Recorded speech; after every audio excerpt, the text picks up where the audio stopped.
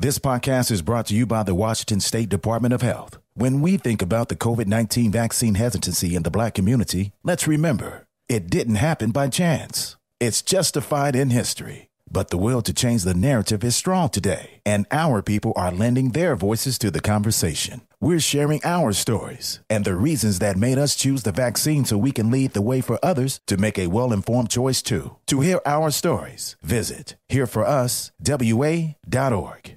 Wenatchee is gorgeous in the spring with its lush green rolling hills, abundant wildflowers everywhere, and the views of the Columbia River. The local food scene offers an abundant selection of authentic international cuisines featuring the unique farm-fresh ingredients of the region. Wenatchee is also home to award-winning wines, handcrafted hard ciders, and a talented handful of local brewers producing fine craft beers. Visit Wenatchee, the heart of Washington State. Hey, this is BJ. Thanks for listening to our show's podcast. If you're a fan of all things geeky, you should check out my other podcast, BJ Shea's Geek Nation. We have new episodes every day, and you can check it out at bjgeeknation.com. Your driver's license is important so you can get back and forth to work, get your kids to school, and back and forth to daycare. If your license has been suspended because you can't pay your tickets, you can't do any of those things. Let's talk about Chapter 13 bankruptcy. You may have heard the tickets cannot be discharged, but they can be dealt with in a Chapter 13 case. Why not come in for a free consultation? The chapter you choose will make all the difference to your getting back legally on the road. Let's design a plan to pay off your tickets and restore your license immediately. I'm attorney Travis Gagne. Please contact me today at choosetherightchapter.com. That's choosetherightchapter.com. 99.9 KISW, the Rock of Seattle. BECU presents the KISW Financial Advisor. Here to talk money, please welcome Todd. I invented numbers, so I know how this stuff works. Peach. That's right, baby. Todd Peach from BECU.org. If you live, work, or attend school in Washington State, you can be a member of BECU. And Todd, man, he's got 25 years in the world of finance and has always been super helpful every time he's been on the show. And basically, Todd, you are just like pretty much everybody at BECU when it comes to helping out your members. That's what everybody does, right? At BECU, that's our mission, BJ, is to help you get to where you want to go. And man, you know what? At this point, I just want to go to a happy place. That's where I want to go. That's what I'm looking forward to. If you got any questions for Todd, 206-421-ROCK. You can also text us at 77999. Someone just texted in saying my partner and I just bought a house together this past year. We're not married and therefore we're filing as single. Is there a good way that we can both claim the mortgage tax benefit, or is one of us just screwed? No, if you're both on the deed, you're going to have to split it, but I can look this up if you want to email me. But you should be able to, if you're both on the mortgage, you should be able to claim half of it on each of your taxes. So even though you're not filing a joint return, you are in theory paying half the interest, right, as well as the property taxes and everything else that goes with it. You know, Todd, it's back when I got married, which was 1,000 years ago, the rules were very, very different. We were told never to buy a home until we were married, not to go in halvesies or anything with anybody. Has that changed? I mean, is it safe enough from a legal standpoint where you can be sure that you're not going to get, taken advantage of if you go into buying a home with somebody, if you're not married? Well, I mean, when you say taken advantage of, I guess that's, if you're talking about the tax deduction of interest, that's one thing. But you're going into an agreement with somebody, and if you don't get along, it's very similar to what happens when you get married and you get divorced, BJ, right? If somebody's not making that other half of the mortgage payment, then you're on the hook for that. You potentially, I would treat it as if you were married in the sense that it is a legal binding agreement, that if that other person decides they're not going to pay or they're not going to live there anymore, that you're on the hook for the other half of that. So look at it that way. And the other part I was thinking of, Todd, what if you're the one that is making the payments? You're the only one doing it. And then when it comes time to sell because you guys decide you can't be together, I mean, is there a way, are you protected to be able to go, look, all my payments are on record, so I should get that percentage of the profit, or do they split it 50-50?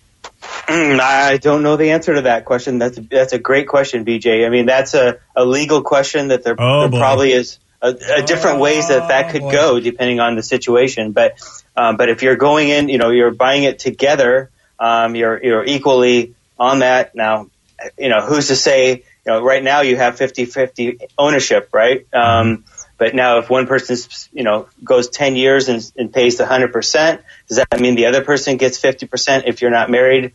I don't know the answer to that. And I think that would be up to the courts or whatever, in that situation. That's the tough part is sitting down with anybody, having a realistic financial conversation, because of the fact that love's involved. Whenever love's involved, people go, well, whatever. And there are people that put a price on love, meaning, well, I mean, I gave you the best years of my life. Therefore, I am entitled to whatever, half of everything, even though I financially didn't contribute. There's a lot. That's why you got to have these conversations, even though they're not easy. And even though somebody might throw the L word out there, but it's a business decision. I mean, these are contracts that are being signed that, you could end up getting, messed over financially. Absolutely. And, love is blind, I guess, right? Is what they say. Oh, you've been talking to my wife again? She has to be blind. She's with me. A good book for those who are getting married or thinking about it. It's called Smart Couples Finish Rich. It's a great book to start that conversation, because if you do work together, you will, in fact, reach your goals and finish rich. What's the name of the book David again? Bach, I believe. So David Bach, Smart Couples Finish Rich, David Bach? Yep. Wow. Great books to start that conversation. If you're thinking about getting married, or even if you are married, and if you can have those conversations, you will be in great shape in the long term. And my wife and I needed to read that book before we went to Target this past weekend. Sheesh. Oh, really? Oh, you went to Target and basically, like Vegas, you left them a big deposit? Well, I'm just an idiot guy. I'm a sucker for Tatum. When she sees a little stuffed animal, she thinks it's cute. So we found this cute little Mickey Mouse doll. And then my wife's like, oh, she needs Minnie, too. I'm like, why not? What are these, like $5 a toy? And then, of course, there's Olaf, the little snowman thing. And she loves snowmen. Yeah. So I'm like, you know what? She's been good. Let's get them all three. What's that going to be, like $15? I didn't realize all three of them, they were $10 a pop. Oh, so hey now. If I would have read this book, I would have probably checked the price tag. Only $10? I'm surprised. That's a deal. Dude, they're like 3 inches. They're tiny. They weren't like very big, these stuffed animals. That makes sense. Then that's why, because I'm with Danny. I was like, well, $10 seems pretty cheap for. And then my wife's giving me a hard time about it. I'm like, you're the one who offered the other options. Like, I thought we were just getting Mickey Mouse. Next thing you know, we're getting Minnie and Olaf. So your wife gives you the options. You decide to be a good guy, and then she yells at you for being a good guy. All right, seems like a perfect situation. She didn't yell at me, but it was more just like giving each other a hard time. It's not like all of a sudden I'm getting yelled at in the parking lot of Target. You idiot! Oh man, I'd pay money to see that. See, that's when you can tell it's not. That's when you can tell it's not a Northeast relationship, because that would be what would happen in the Northeast parking lot of Target. Yeah. But at that point, you can't just take the toy away from the child, right, Todd? I mean, I can't just be like, oh well, it's $30. You're only getting one of them now. Bro, that's a tough one, Todd. Yeah. What do you tell people like Steve and their children that want everything? Look at the price tag. Well, I mean, with my kids, I've always said wants or needs, and it's been kind of ingrained in their head as we go shopping and teaching the difference between a want and a need, and ask them, is that a want or a need? Oh, she needed it. Over time, they'll learn that. And my daughter was in high school, and I think she went shopping with my neighbor, and my neighbor mentioned, well, she mentioned this wants and needs thing. What's that? And so I'm like, okay, I guess it worked. So, wants and needs. So is it a want or is it a need? And then you can make that decision on whether they need it or want it. So, I don't think, and then they can make their own choice if they decide not to buy something. I don't think anybody in this room, I don't think I have, I don't know if Steve and Danny have, I don't think we raise our kids that way. I think we're in trouble. Is it too late if they're in their 30s to raise them that way? Probably a little too late. Damn it! DJ, I think that train left the station. Yeah, it's more like wants in ours. It's like, does dad want it, does mom want it, or does the child want it? One of us wants it for her. Yeah, sometimes you think maybe this will make the kid like me. Maybe this will have the kid be quiet. I mean, those wants turn into needs if you want a little peace. If you need a little peace and quiet, you're like, here you go. Here's Olaf. The best $10 I've ever spent. That's true. All right, someone has a question. It has nothing to do with Olaf, Mickey, or Minnie, but they said, I just got married, and this year will be our first year filing taxes. Is it more beneficial to file jointly or separate? Thank you. Yeah, if you're going to do it yourself, you can easily switch back and forth, but 99.9% of the time, joint return is probably going to be the way to go. But you can, if you use a software such as TurboTax, you can easily click on, the button if you were to file individually or joint, what that would look like. But joint's probably going to be the way to go. I've never encountered it myself where, filing individually was better than the joint option. We're talking to Todd Peach from BECU.org, and that's where you go if you want to join BECU. And if you live, work, or attend school in Washington State, you can actually be a member. And credit unions, man, give you everything a bank does, except that credit unions work for their members. That's how it is. All the profits get really turned back into the company to benefit the members rather than just trying to make money for a few folks on a board of directors somewhere. Todd, how, people do like to do stuff themselves, especially if they feel like from a financial standpoint, you know what, I don't need to go get my taxes done by a company or whatever. But still, a financial advisor is something a lot of folks don't think they need, yet I've found to be valuable. So what do you tell those do-it-yourselfer folks that really could use some, like a question just like that one answered? Where do you send them? What does BECU got for them?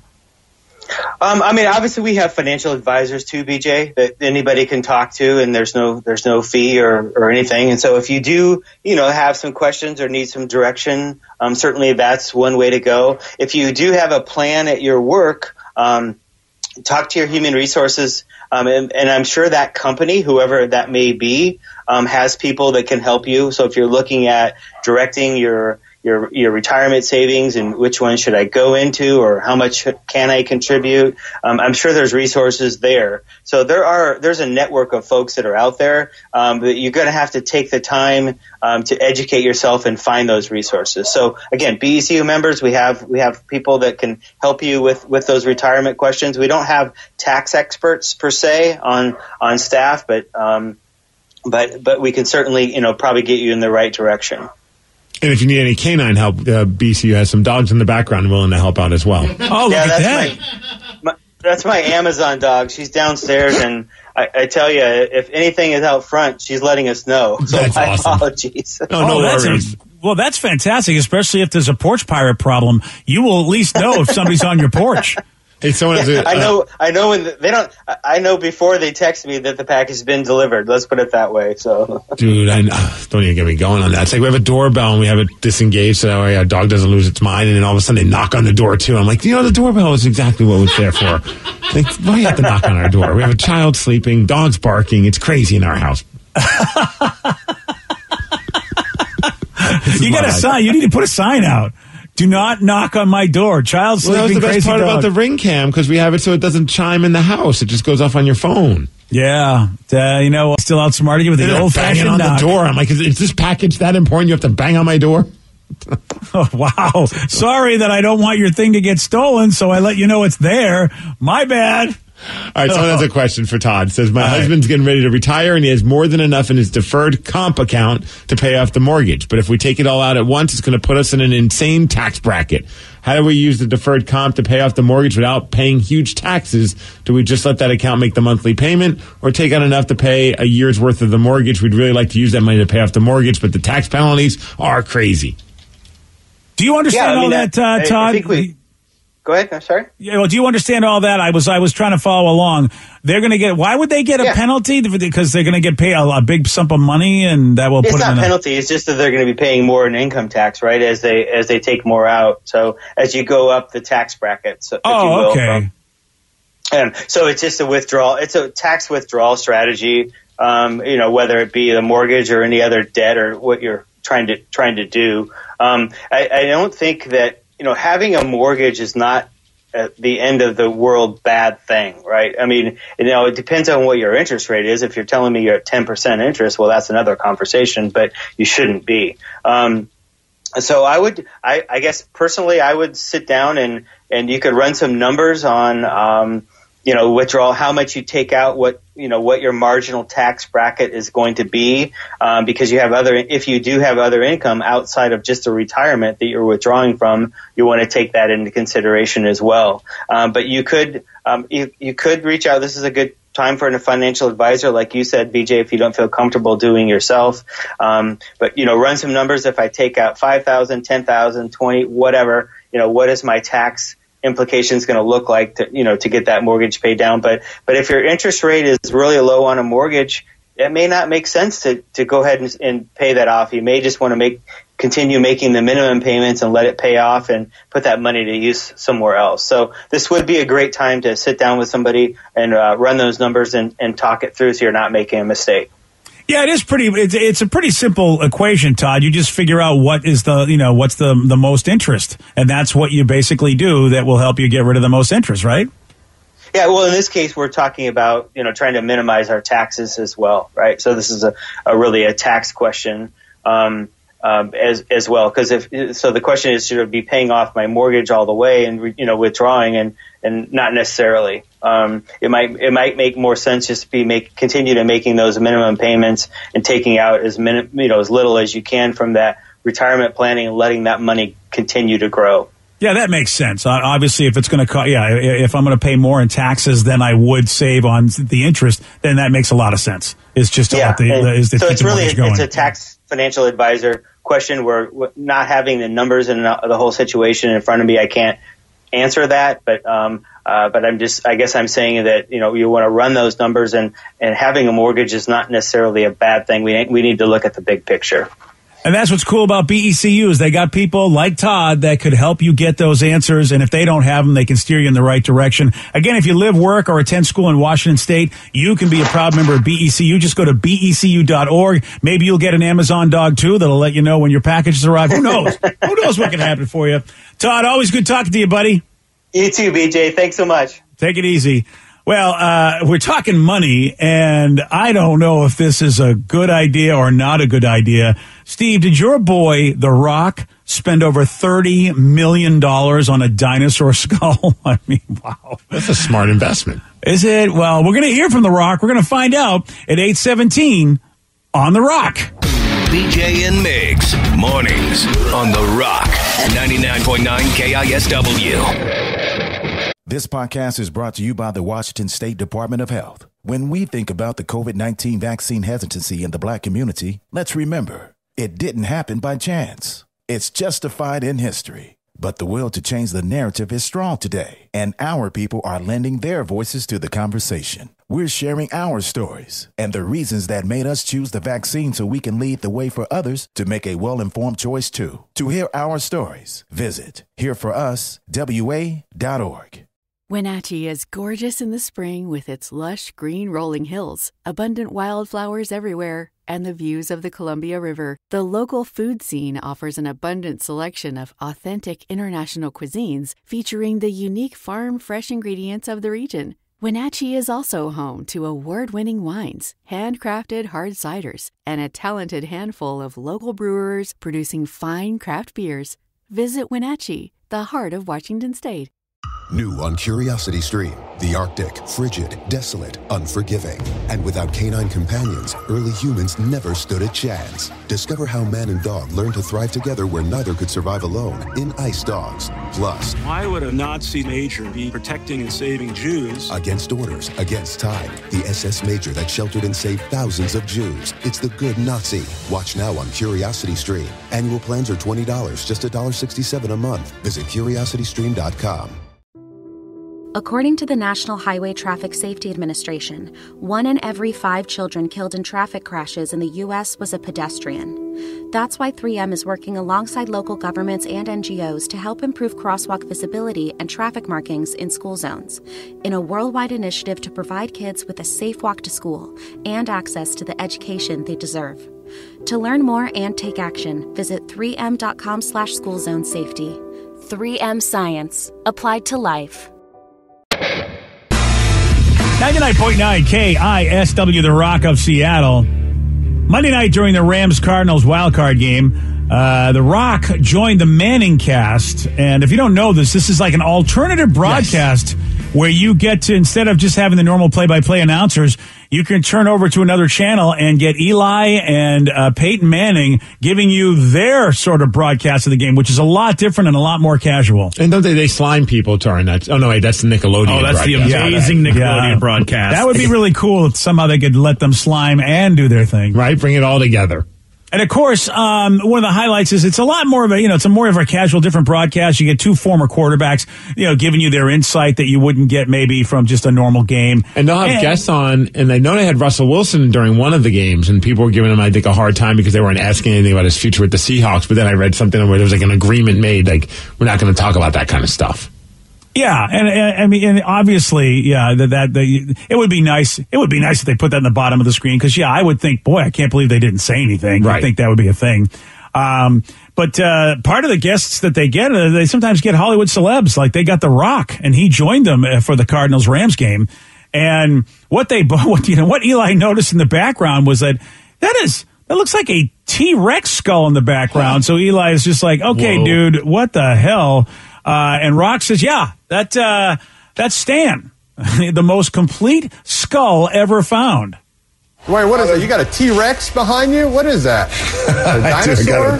I got a T-Rex skull. Yes, that's Stan. As a matter of fact, so Stan is the most complete T-Rex skull ever found by a paleontologist, a young paleontologist, and his name was Stan. So this T-Rex head was named after him. Pretty cool and badass, isn't it?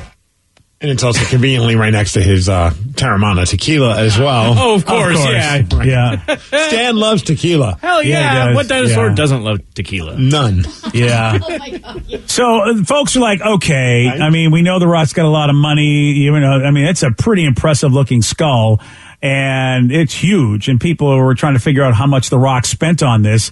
The real Stan sold for $31.8 million to an unknown buyer in 2020, whoa, which is like, was that unknown buyer The Rock? Because he could afford it. I mean, the guy's got all that kind of coin, and if he's as dumb as I am, if I had that kind of money, I probably would buy a $30 million dinosaur skull. Boy, that's a lot of dough, though. That's one or two films right there, depending upon, the kind of take you have. But there's a replica out there that costs $11,500, which for The Rock is definitely nothing. Like 11.5, you know what? You can get that in a heartbeat because you're making $30 million a movie probably. So this is like a situation we just talked with Todd Peach from BECU. It's about needs and wants. Do you need the real one or do you want the real one?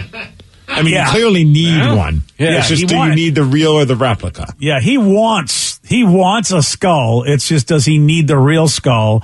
And yesterday, the Black Hills of Institute in South Dakota did give us that Todd Peach answer. The Rock did not need the real one as he bought the replica cast of Stan's skull towards the end of 2021. Such a poser. There's such a price difference. Yeah. But right. I mean, how many of these replica casts are out there? That's what I want to know. As many as people are willing to pay. They could just whip up a new one whenever you're willing to drop 13,000? I hope it's like, a limited series to some degree. Like they go, all right, we're only going to make 100 of these or whatever. And, because 11.5 is a pretty big piece of change to drop on something that anybody could get. But because any celebrity could get them. Yeah, but anyone that's willing to drop $11,000 on a dinosaur skull. That's a very limited amount of people that probably want that and are willing to spend that kind of money. I never even heard you could buy something like this. It's the first time I've heard that you could buy a replica dinosaur skull of, I guess, the one they discovered. Replicas. That's a whole thing. I have a couple buddies. I mean, I feel like I could hit up one of my buddies that's like a welder and be like, hey, can you put this together for Well, this is a complete replica. I mean, it's what Stan's head looks like. The real deal. It's like $31 million.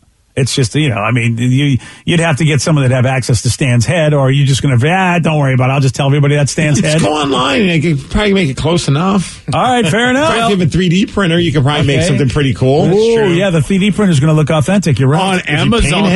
On Amazon, you can get a T-Rex skull statue for only $150. There we go. Okay, Steve, you go. That's more my speed. If I want to be trying to keep up with the rocks out there, like, Steve, what kind of dinosaur head is that? I'm like, oh, this is very rare. Is it to size, Rev? I don't believe so. Yeah, see, Steve, rocks is to size. I did find one on Etsy that's life size. It's $3,700 though. There we go. It's cheaper than the rocks. Yes. So I found a website called boneclones.com, Yes. and it does have a 1/6 scale T-Rex for only $900. That's weird. When I go to boneclone.com, I get a different website. Hey, be careful what you're searching there, Rev. Yeah, I really feel like that's not a good name for your site if you're trying to be legit. Oh, mine's Clone-A-Bone. My bad. That's what it is. Yeah, there you go. It's Clone-A-Bone. Easy to mix those Yeah. up. Well, again, for people that care, this is supposedly a replica of the biggest skull intact ever found. That's the idea. How cool is that he has that, though? And I don't blame him for having that be his Zoom room or whatever his room is. Oh, yeah. House. I mean, that's the thing you want in the background while you're talking to the Manning brothers. Oh, it's a great idea. Yeah, it's super cool. Yeah. I mean, again, and frankly, for his, for what he makes and his net worth, that's really nothing. It's a drop in the bucket, probably even a business expense now that he has it in his Zoom room and he's doing interviews. I'm using it to promote my tequila. Yeah, it's like us having a cardboard cutout of our favorite celebrity. It's like on the same. Yeah, like a fat head. Yeah, we're getting a fat head. Yeah, okay. I can afford that, a cardboard cutout of a dinosaur. There you go. I'm pretty sure I can afford that. So I want to know what you think about this next story. It involves Machine Gun Kelly, Danny's favorite guy. No, I already hate it. That's all you had to say. I'm out. Yeah, and also that's Pete Davidson. Yeah, and it also involves Megan Fox because they're a couple. Back in. Yeah, I guess MGK, as the kids call him, he's put a lot of detail into the design of. That's what they. Hey, listen, you know what? No, you're one of the kids. Yeah, no cap. Okay, it's MGK, no cap. So he's put a lot of thought into the design of their engagement ring, which I didn't realize. I mean, I knew they were a couple, did not know they were getting married. Oh, dude, that was last week. Get with the times, man. They proposed to her last week, and they exchanged they swapped blood or something like that. Or something they drank each other. Blood. They drank each other's blood. Drank each other's blood. No, they did not. Yes. No. Oh, I did not hear that.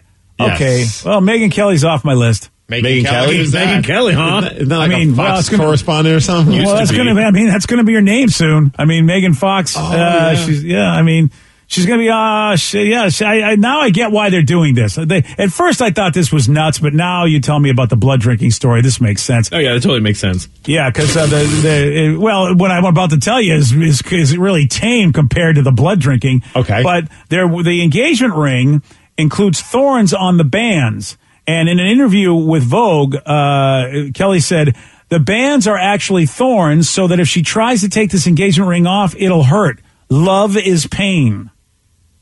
Wow, that's an interesting... Wow. Typically, if someone shares that story, you kind of wonder, should we talk to the person's significant other to make sure they're okay in this relationship? Blink twice to make sure you're okay. And really. Yeah, it's like, wait, yeah. I mean, I'm going to have to slice up my finger to take the ring off. Okay, I feel like there are times where you want to take the ring off. And whatever. Dude, I mean, does he have one as well? Or does he just like me, have a rubber ring with rubber thorns? It's an engagement ring. Usually a guy doesn't get an engagement ring, so this is just for her. But eventually he's going to have a wedding ring. Is he going to do a thorn wing? A thorn wing! Easy for you to say. I'm hunting rabbits with this thorn wing. I will tell you right now, we have no information about the wing. Yeah, I don't know if he's going to, basically take his own medicine or not. It's such a stupid idea. Yeah. Okay, then. Well, there you go. I have to agree. Yeah, the blood drinking is a bit much for me. She wants to play the drums or pump some iron. So she's got to, cut her finger so she can do that. I don't know. I mean, some people take the knives and they slice their palms in all the movies, to really shake hands and, show blood brother stuff. To make deals and stuff like that. Yeah, I mean, that's how they did it back in the olden times. But what's funny is that Brian Austin Green never struck me as that kind of guy. So you wonder, I mean, was Megan Fox always like this? Like somebody who really was into I guess into the pain? Because this is a surprise to me with her. I guess not with MGK, but with her it is. Oh, that what you expect from MGK? I do. For Machine Gun Kelly, I just expect him to be extreme. I never thought of Megan Fox as extreme. But again, I'm very vanilla, as Vicky tells me. So, I don't know, Vicky, is this... They just both sound like dorks in this whole situation, if you ask me. There's really? The ongoing... Stupid. The ongoing joke is that between them and then Travis Barker and one of the Kardashians and Pete Davidson and Kim Kardashian, they're just... dating this weird bad boy thing, and they're really getting into it. They're going full on to whatever the guy's liking, puppy dog love type. It's weird. Like, it's just really weird. Someone said, hey, Google the picture of the proposal, Machine Gun or MGK. Looks like an employee from Foot Locker checking how her shoes fit from Corey. He's right. Looks like he's a referee. Oh, it really does. You're right. It does look like he's from Foot Locker. Wow. Have you seen some of the stuff he wears? I mean, that's probably actually pretty tame. To be honest, no. I don't know. His boots are pretty badass. Yeah, man. I'm going to send you all the stuff. What's the age difference? I know there's a big age difference between Pete Davidson and Kim Kardashian, but what's the age difference between Megyn Kelly and Megan Fox and Machine Gun Kelly? It's going to be Megyn Kelly. Or maybe not. Maybe she'll keep Fox, but she's 35 and he's 31. Yeah, so they're super close. So they're close to each other. So it says so they're just wow. They're okay, closer there we go. than her and Brian Austin Green were because he's 48. Brian Austin Green was that much older than Megyn Kelly? Yeah. Wow. Megan's mother of pearl. All right, let's get Megyn Kelly on the phone. Let's see what she thinks about this. What is she doing? How old is Megyn Kelly? That's what we need to know. Well, there we go. Well, that's it. There you go, kids. So, Steve, you think it's stupid. Vicky, is this, I mean, I know you're into a little bit more stuff than the average vanilla person. Are you into that kind of stuff? Are you into the pain and bleeding? No, it seems kind of controlling to me. Not feeling it.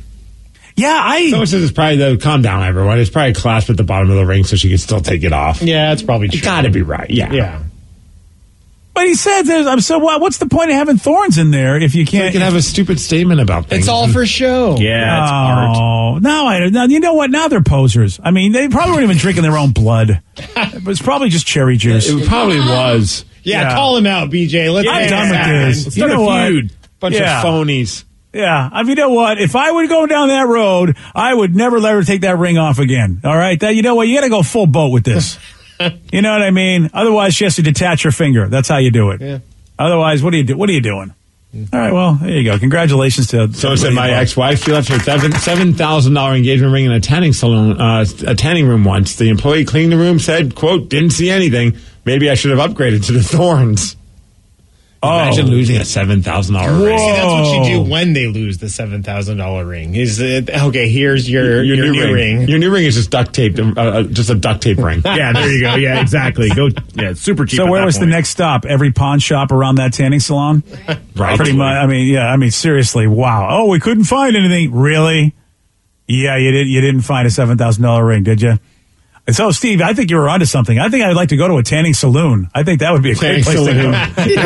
Salon. Yeah. I feel like a tanning saloon is the place to go, though, in the Old West. Come on. I want to go, yeah. Come on in. Have you seen the cowboys? They all have very nice tans. Yeah. True. That's because they go to the tanning saloon. There was probably a tanning bed in those saloons. That's what happened. Oh, yeah. So they weren't brothels. They were tanning saloons. I get it.